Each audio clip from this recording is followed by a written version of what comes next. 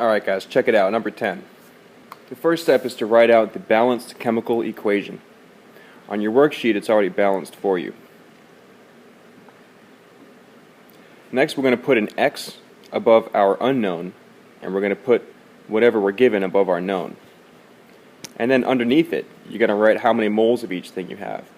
And the way to figure out the number of moles is to look at the coefficient. So if you look at the 2Na on the left, I know it's 2 moles because the coefficient is 2. For the H2, I know it's 1 mole because the coefficient is 1. If it's 1, you don't actually have to write it there. That's why it just says H2. But it still means that there's 1 mole. Next, we're going to draw our arrows. Well, actually, first we can cross out what we don't need. We don't need those two things because they're not the givens or the unknowns. Then we draw our roadmap, starting from what we know, that's the 34.8, all the way to what we don't know, that's the X.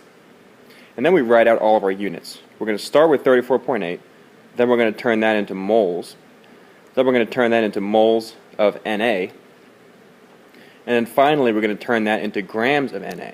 So I just got that by looking at my arrows. I'm just writing down all the units. I'm not doing any numbers yet, just the units based on my roadmap. Now we can go back in and fill in the units on the bottom. The unit that goes on the bottom is always the unit that used to be on the top, on the one before it. So for example, our first unit is liters of H2, so that means it's going to go on the bottom of the next one. And then the one that used to be on the top goes on the bottom of that one, and then the one that used to be on the top goes on the bottom of that one. Now we got to fill in our numbers. If you're going from moles to liters, it's always 1 mole is 22.4 liters. That's just something that you need to memorize.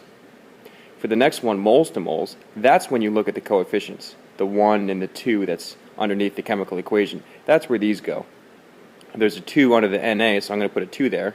And there's a 1 under the H2, so I'm going to put a 1 there. Now finally, all the way on the right, we have to go from grams to moles. Now this is the one where you need to look at the periodic table. In 1 mole, there are how many grams of Na. You have to read your periodic table. If you look at Na, it says 22.99. So that's how many grams are in 1 mole. So into your calculator, you're going to type 34.8 divided by 22.4 times 2 times 22.99, and this is the answer you should get. Let's do the next one. The first step is to write out the balanced chemical equation. On your sheet, it's already balanced for you. Next, you got to look at what you're given and what you don't know. We want to know the liters of O2, so I'm going to put an X liters of O2 above that. What you do know is that you have 75 liters of acetylene, so we're going to put 75 above the acetylene. Next, we put our moles on the bottom. The moles are just the same as the coefficient. Next, we're going to draw our roadmap from what we're given all the way to what we want to know. You can cross out the things that you don't need. Next, write down the first thing you're going to start with and then just follow your roadmap. After liters of acetylene, you're going to turn it into moles of acetylene. And then after that, you're going to turn it into moles of O2. I'm just following my arrows here. And then finally, you're going to turn it into liters of O2. You're just following the arrows and writing down the units. Then you go back and fill in the bottom ones. You just put on the bottom whatever unit used to be on top on the one before it. The next thing I need to do is go back and put my numbers in. The first conversion I need is from moles to liters. Moles to liters is always 1 mole is 22.4 liters. The next one I need is my mole ratio. Moles to moles, that's when you look at the numbers on the bottom, the 2 and the 5. Make sure you put them in the right place. And then all the way on the right, I have another liters to moles, so that's also going to be 1 to 22.4. What you'll see is that we have a 22.4 on the bottom and a 22.4 on the top, so you can cross those out to save yourself some time. If you don't cross them out, that's okay, you'll still get the same answer. But this is just to save you some time when you type it into your calculator. So you should type in 75 times 5 divided by 2, and this is the answer that you should get. Let's take a look at the last one. The first step is to write out the balanced chemical equation.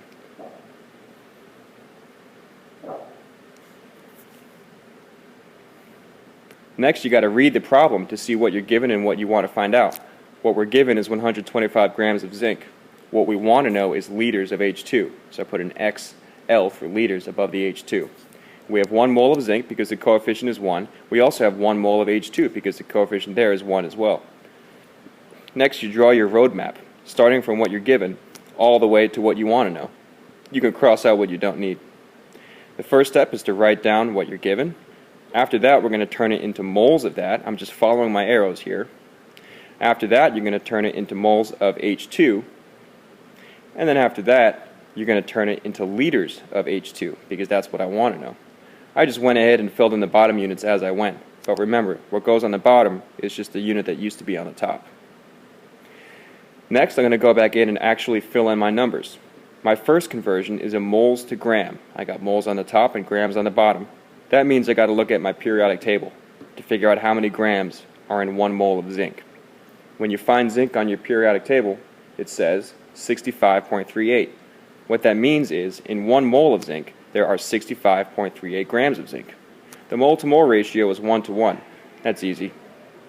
Now all the way on the right, we're going from moles to liters.